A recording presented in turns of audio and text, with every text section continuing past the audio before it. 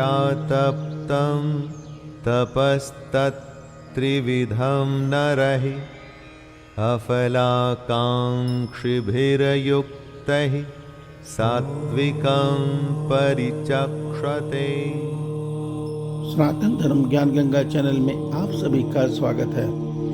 मेरे प्यारे कृष्ण भक्तों, आप सभी को जय श्री कृष्णा। मेरे प्यारे कृष्ण भक्तों, सनातन धर्म ज्ञान गंगा चैनल के आज की वीडियो में हम लोग श्रीमद् भगवद गीता के अध्याय 17 के श्लोक 17 को भगवान श्री कृष्ण जी की कृपा से सरल रूप में सुनने और समझने का प्रयास करते हैं। जय श्री कृष्णा। मेरे प्यारे कृष्ण भक्तों, श्रीमद् भगवद गीता के अध्याय 17 में भगवान श्री कृष्ण जी अपनी माया का खेल हमें समझा रहे हैं। भगवान हमें समझा रहे हैं किस प्रकार के भाव से हमें कर्म करने से हम परमात्मा की माया के बंधन से मुक्त हो सकते हैं। भगवान श्री कृष्ण जी ने हमें अध्याय 17 के श्लोक 14, 15 और 16 में हमें यह सत्य समझाया है कि जब मनुष्य का मन विषय भोगों में फंस जाता है, वो संसार और शरीर को सत्य मानकर केवल विषय भोगों में जीवन जीता है, तो परमात्मा से, अध्यात्म से दूर हो जाता है। मगर जब उसको परमात्मा को पाने की इच्छा है, अध्यात्म में वो चलना चाहता है, तो उसको अपने शरीर से, मन से और वाणी से 3 प्रकार के तप करने चाहिए, जिसको भगवान ने हमें अध्याय 17 के श्लोक 14, 15 और 16 में समझाया है कि वाणी से जो तप होता है वो नाम जप के द्वारा, मृदु भाषण के द्वारा, सत्य वचन के द्वारा होता है।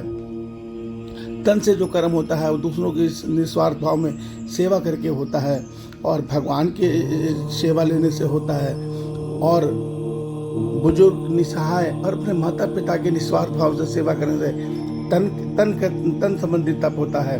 और जो मन से तप होता है, मन का विषय भोगों से निग्रह करना, अर्थात मन को चारों तरफ से, अपने मन को संसार से खींचकर अपने परमात्मा में लगाना, ये मन का निग्रह होता है, मन का तप होता है।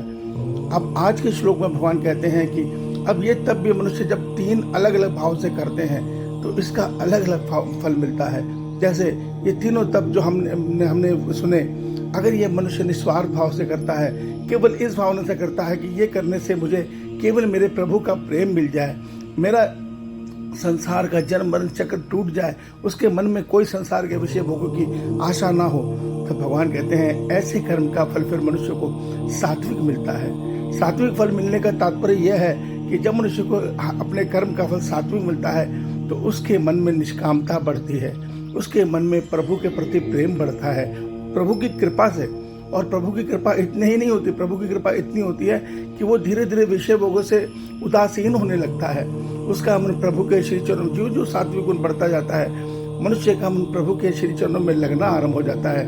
वो भगवान की चर्चा सुनने में उसको आनंद आता है और जब भगवान की लीला में वो डूबता है तो उसकी आंखों से प्रेम अश्रु बहने लगते हैं। यह पहचान है मनुष्य की अध्यात्म यात्रा में उन्नति हो रही है। उसको प्रभु ने पसंद कर लिया है और अब प्रभु उसको अपने साथ रखना चाहते हैं। यह पहचान होती है। जब हम प्रभु की याद में रोते हैं, विकल होते हैं, तो इसका तात्पर्य है कि प्रभु हमसे प्रसन्न है। मेरे प्यारे कृष्ण भक्तों, इसलिए भगवान श्रीमद् भगवद गीता में हमें समझाते हैं कि हमें अपना हर तप, अपना हर कर्म निष्काम भाव से करना चाहिए, निस्वार्थ भावना से करना चाहिए, अपना कर्तव्य समझकर करना चाहिए। फर्ज कीजिए हम अपने परिवार का पोषण कर रहे हैं तो हमें ये समझ के करना चाहिए कि मेरे परिवार के हर सदस्य में मेरे परमात्मा, मेरे प्रभु का वास है और मैं इसी रूप में उनकी सेवा कर रहा हूँ। उसको संसार में भी अपने प्रभु को देखते हुए संसार के प्रति भी सदैव सेवा भाव रखना चाहिए। उसको अपने किसी काम में किसी मान या बढ़ाई की आशा नहीं रखनी चाहिए। उसको ये समझकर अपना कार्य करना चाहिए, अपना कर्म करना चाहिए कि ये तो मेरा कर्तव्य है, प्रभु ने ये मुझे कार्य दिया है और मैं इस कार्य को पूर्ण ईमानदारी से करूं, अपनी मेहनत से करूं और इसका जो भी कर्म फल है अपने प्रभु के श्री चरणों में अर्पण कर दूं। इस प्रकार के कर्म करने से मनुष्य का कर्म बंधन में कभी नहीं बंधता और प्रभु के प्रेम डोरी से सदैव बंधा रहता है। और ऐसे मनुष्य के योगक्षेम भी प्रभु वहन करते हैं, क्योंकि वो प्रभु से संसार तो कुछ चाह ही नहीं रहा।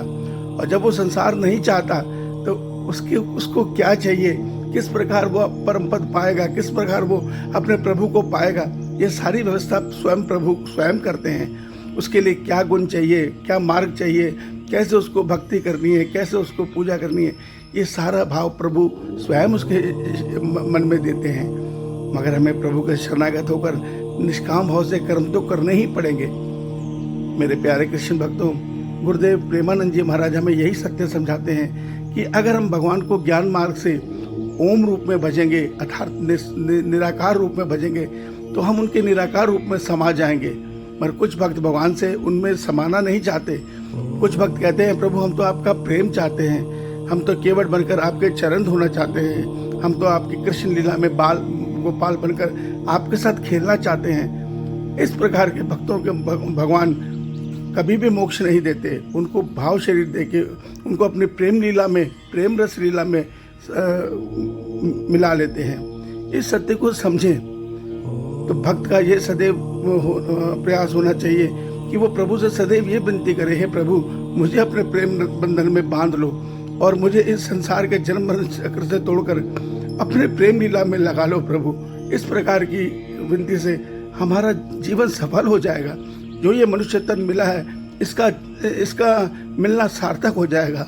इस सत्य को समझिए। भगवान की श्रीमद् भगवद गीता का एक एक शब्द अगर हम अपने जीवन में उतार लें तो भगवान की प्राप्ति कोई मुश्किल काम नहीं है। मुश्किल काम है अपने मन को संसार से हटाकर प्रभु में लगाना, मगर प्रभु की कृपा से ये भी सुलभ हो जाता है।